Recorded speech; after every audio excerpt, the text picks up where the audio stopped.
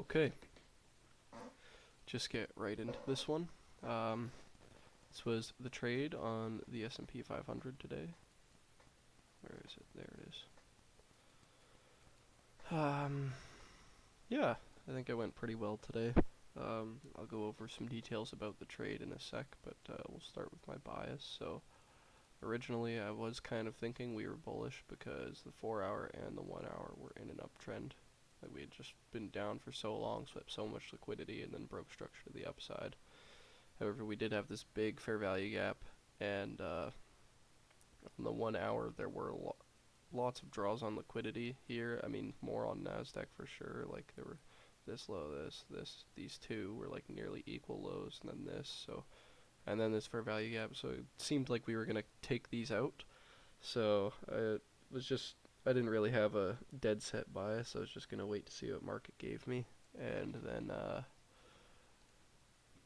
oh, also the ideal trade I think would have been to take it on the Nasdaq, and I took it on the S&P. I'll get into that in a second, but yeah, market opened right here and swept these hourly lows, and we made an SMT off that. So right off the bat, I was kind of like I was slightly bullish. There's just this tiny SMT on the 1 minute, so I mean it didn't really make too much of a I don't know, it wasn't too drastic of a confluence, but then right after that we made an SMT off of this high, which definitely looked like a cleaner SMT, and as well as that, I think we broke structure to the downside as soon as market opened on the 5 minute. Yeah, right here we broke structure, and then we made this SMT off these highs on ES and NQ. I'll just go like this. Um, yeah, so we made this SMT after breaking structure, and then took out these two draws on liquidity right away, which was kind of annoying because I don't know, it seemed like we were just gonna plummet like we have been. But on ES, we only took out this draw on liquidity, and then I had equilibrium marked out for like this,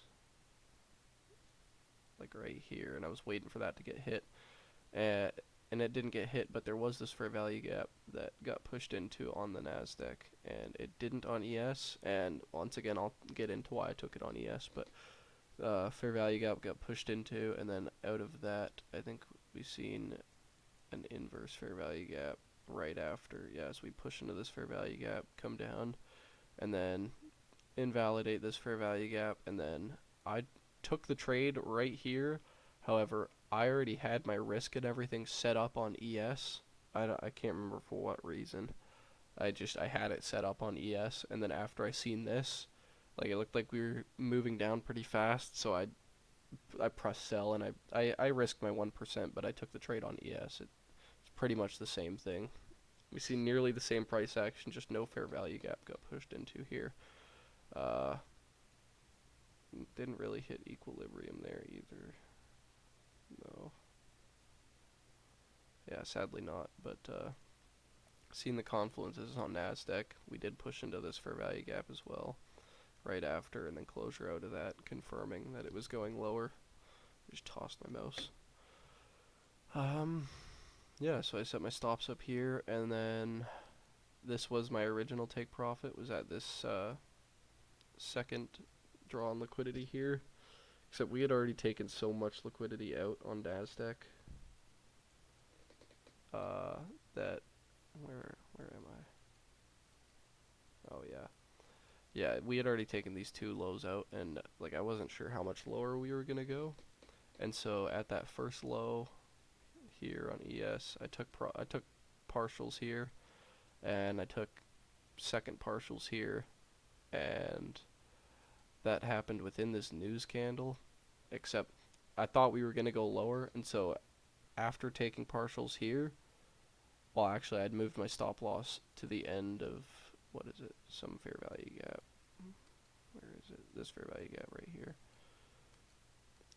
I had moved my take profit to like right here, and news dropped, which I completely forgot was going to happen, and took out the entire fair value gap. Sadly, I didn't get to bottom ticket because I had my take profit here.